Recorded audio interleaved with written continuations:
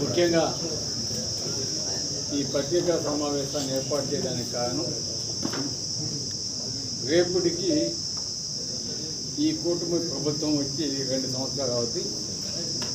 Result వచ్చి ఇక్కడ 2 సంవత్సరాలు అవుతుంది. ఎందుకంటే జూన్ 4న బహుశా నా పుట్టినరోజు కూడా ఆ రోజే ఈ ప్రభుత్వం వచ్చి 2 సంవత్సరాలు పూర్తి చేసుకుంది. ఈ 2 సంవత్సరాల్లో కూడా కూటమి ప్రభుత్వం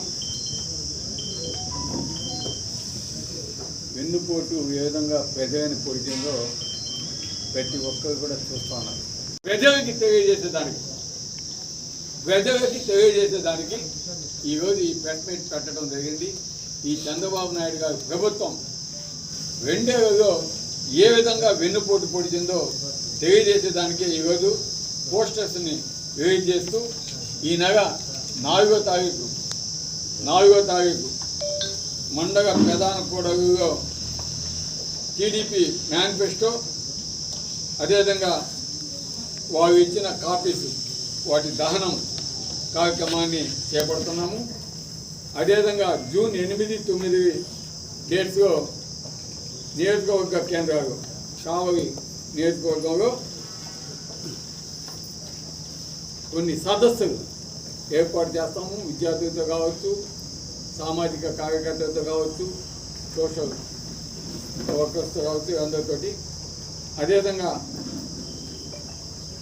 జూన్ 12వ తారీఖు నిరసన కార్యక్రమం ర్యాలీ ఆ రోజు కావలి నియోజకవర్గంలో కూడా కండక్ట్ చేస్తామని తెలియజేసేదానికి ఈరోజు ఈ ప్రెస్ మీట్ ఏర్పాటు చేయడం జరిగిందని కూడా అని చెప్పి ఈరోజు ఎన్ని అనాథ వైద్యుడు వేవుడ్స్ వేయించాడంటే, ఉదాహరణకు నేను చెప్తాను, మన జవోదిన గడ 3-4 వేయించున్నాడు. అట్లాగే సర్వేపాలెం పోయే రోడ్డు 1 వేయించున్నాడు.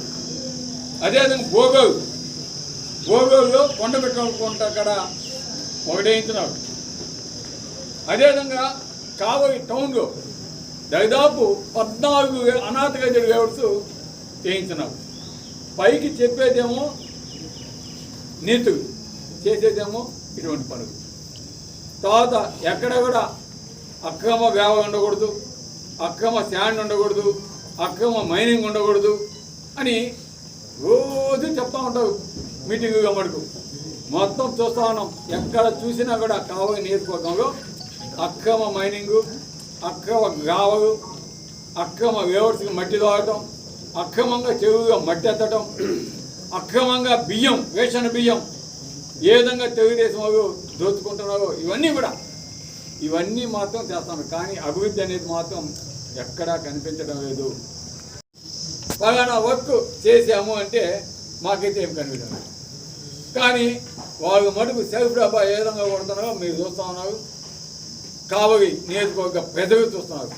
కాబట్టి మేము అడిగేది ఏంటంటే, ఈరోజు వాళ్ళు కొత్తగా నోట్ చేసుకోండి, ఈరోజు వాళ్ళు కొత్తగా ఏమి శాంక్షన్ చేయించారు, ఏమి తీసుకొచ్చారు కావలి నియోజకవర్గానికి.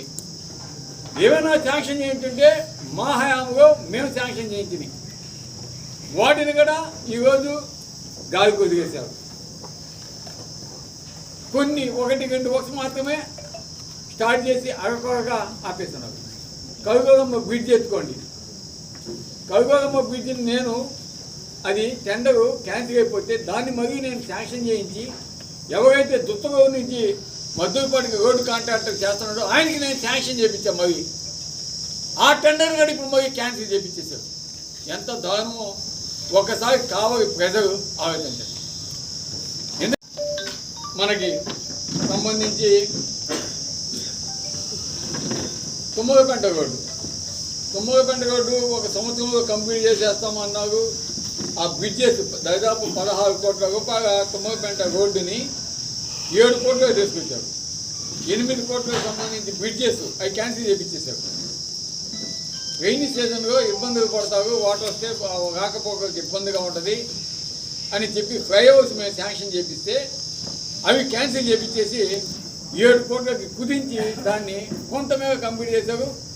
ఆఖరికి తుమ్మలపేంట జంక్షన్గా కొత్త సత్రానికి పోయే రోడ్డు కావచ్చు, అన్నగారిపాలెం పోయే రోడ్డు కావచ్చు, తుమ్మలపేంట ఊరిలో పోయే రోడ్డు కావచ్చు, ఆ జంక్షన్లో ఎక్కడైతే ఎన్టీఆర్ బొమ్మ ఉందో, స్టాచ్యూ ఉందో, ఎక్కడైతే రాజశేఖర రెడ్డి గారి విగ్రహాలు ఉన్నాయో ఆ జంక్షన్లో చాలామంది కబ్జా చేస్తున్నారు. వాటన్నిటి కూడా పెద్ద సర్కిల్ చేసి బస్సులు తిరిగేదానికి కానీ, వెహికల్స్ తిరిగేదానికి కానీ కంటైనర్స్, ఎందుకంటే మత్స్యకారులకు సంబంధించి చాలా కంటైనర్స్ వస్తూ ఉంటాయి. ఈ రొయ్య వ్యాపారానికి సంబంధించి ఇవన్నీ కూడా అవి టన్నింగ్కి వాటన్నిటి కూడా ఇబ్బందిగా ఉంది. ఆ ఏరియాని బాగా చేయాలని చెప్పి అవి మా ప్రపోజల్. దాన్ని కూడా పట్టించుకున్న పాపాన పోలేదు. ఏదో కంటి తుడుపుకి ఈ పైన తాగేసి కంప్లీట్ చేసావు. అవి వాన వస్తే కొట్టుకుపోయే పరిస్థితి మనం చూస్తూ ఉన్నాం. సో